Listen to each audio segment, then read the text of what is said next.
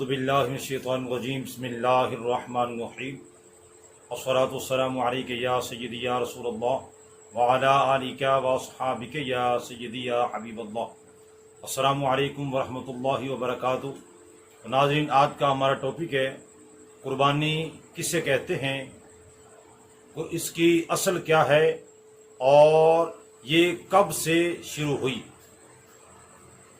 تو ناظرین، اپنے ٹاپک کو شروع کرنے سے پہلے چند گزارشات آپ کے سامنے کرنی ہیں، اور وہ گزارشات یہ ہیں کہ ایک عاقل و بالغ مسلمان پر جو عبادات فرض یا واجب قرار دی گئی ہیں انہیں کامل طریقے سے ادا کرنا اور دوران ادائیگی غلطیوں سے محفوظ رہنے کے لیے ضروری شرعی مسائل کا جاننا بھی واجب ہوتا ہے۔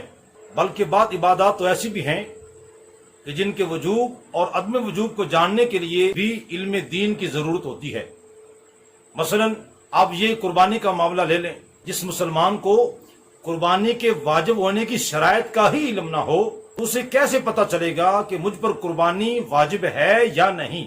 یہی وجہ ہے کہ بعض اوقات ایک گھر کے اندر رہنے والے جو افراد ہیں، اب ان پر قربانی واجب ہو رہی ہوتی ہے، لیکن چونکہ جو گھر کا سربراہ ہے وہ علم دین سے بالکل جناب وہ آزاد ہوتا ہے، اسے ان مسائل کے بارے میں کچھ علم نہیں ہوتا، جس کی وجہ سے یا تو بالکل ہی وہ قربانی کرتے ہی نہیں، یا اگر وہ قربانی کرتے ہیں تو صرف جناب بکرا چھترا ایک کر لیا اور کہا جناب یہ سب گھر والوں کی طرف سے ہو گیا۔ اور پھر اگر قربانی سارے بھی اگر جس پر واجب ہے وہ سارے بھی کرتے ہیں تو ہر ایک کی نیت مختلف ہوگی۔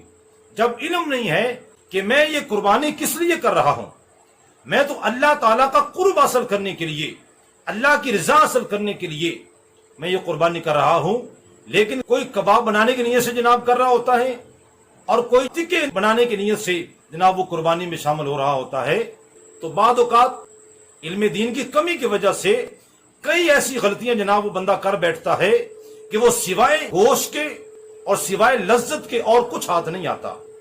لہذا یہ بات لازم ہے کہ جو عبادت بھی فرض ہے اس کے مسائل کو بھی ضرور سیکھا جائے۔ اگر نہیں سیکھیں گے تو پھر وہ جناب اتنا بھی کچھ کر بیٹھے ہیں، اس پر پیسہ خرچ کیا ہے، وقت اس پر لگایا ہے، تو سب کا سب برباد ہو جائے گا۔ استغفر اللہ العظیم۔ ناظرین، ہم نے اس گزارش کو بھی اچھی طرح ہم نے غور سے سننا ہے۔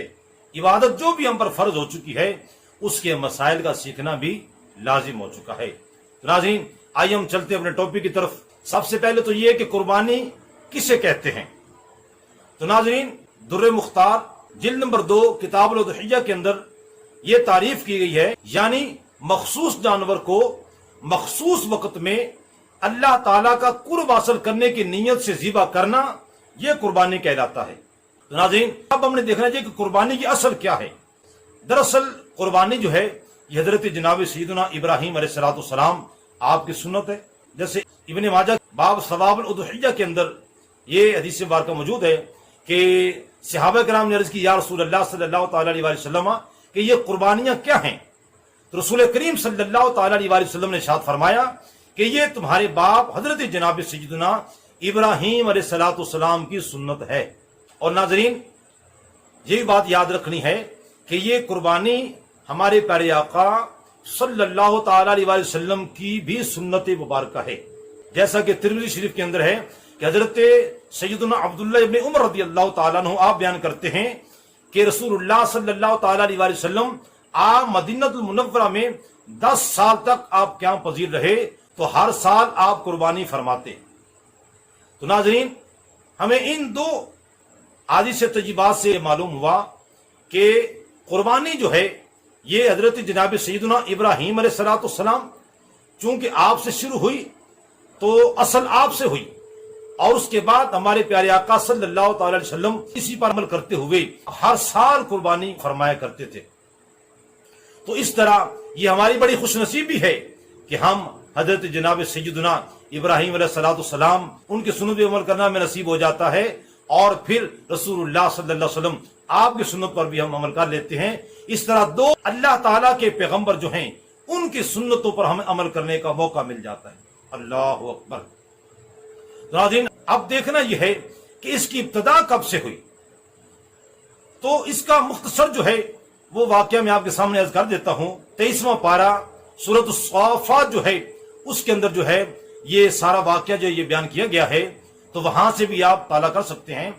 تو بہرحال حضرت جناب سیدنا ابراہیم علیہ السلام آپ نے خواب دیکھا کہ کوئی یہ کہہ رہا ہے کہ اے ابراہیم علیہ السلام کہ آپ کا رب آپ کو بیٹے کے ذبح کرنے کا حکم دے رہا ہے. پھر یقین کر لینے کے بعد کہ واقعی اللہ تعالیٰ کی طرف سے ہے، اس کے بعد آپ نے اپنے لخت جگر حضرت جناب سیدنا اسماعیل علیہ السلام ان کو ساتھ لیا اور وادی مینا میں پہنچے، اور وہاں جا کر حضرت جناب سیدنا ابراہیم علیہ السلام آپ نے اپنے بیٹے کے سامنے اپنا خواب جو تھا وہ بیان کیا اور فرمایا کہ بیٹے ایسے مجھے حکم دیا گیا ہے کہ میں تمہیں ذبح کروں. اللہ اکبر، کیا ہی وہ فرما بردار بیٹا. اللہ اکبر. حضرت جناب سیدنا اسماعیل علیہ السلام آپ نے اپنی گردن کو جھکایا، عرض کرتے ہیں ابا جان جو آپ کو حکم دیا گیا ہے آپ اس کام کو کر گزریں اور انشاءاللہ تعالی آپ مجھے صبر کرنے والا پائیں گے. اللہ اکبر. حضرت جناب سیدنا ابراہیم علیہ السلام اپنے فرما بردار بیٹے پر انتہائی خوش ہوئے کہ جیسے میں نے کہا میرے بیٹے نے میری بات کو مان لیا. اللہ اکبر. تو حضرت جناب سیدنا ابراہیم علیہ السلام جب اپنے لخت جگر جناب سیدنا اسماعیل علیہ السلام کو زمین پر آپ نے لٹایا اور تیز چھری کے ساتھ آپ نے ذبح کرنے کا ارادہ فرمایا، تو جب آپ نے وہ چھری چلانا شروع کی لیکن وہ چل نہ سکی. جب رب ذوالجلال نے یہ دیکھا کہ میرا پیارا خلیل جو ہے یہ اس کام کو کیے بغیر یہ نہیں لوٹے گا. اللہ اکبر.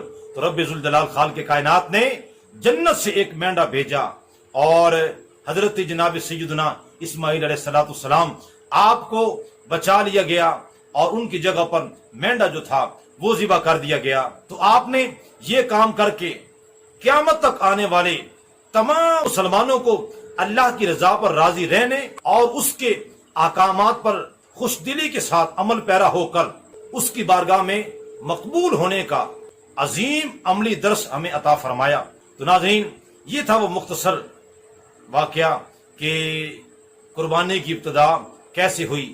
تو ناظرین دعا کرتا ہوں اللہ تعالی ہمیں عمل کرنے کی توفیق عطا فرمائے اور جس جس پر یہ قربانی واجب ہو اسے خوش دلی کے ساتھ جو ہے قربانی کرنے کی توفیق عطا فرمائے، اور جو طاقت نہیں رکھتے رب ذوالجلال انہیں بھی طاقت عطا فرمائے.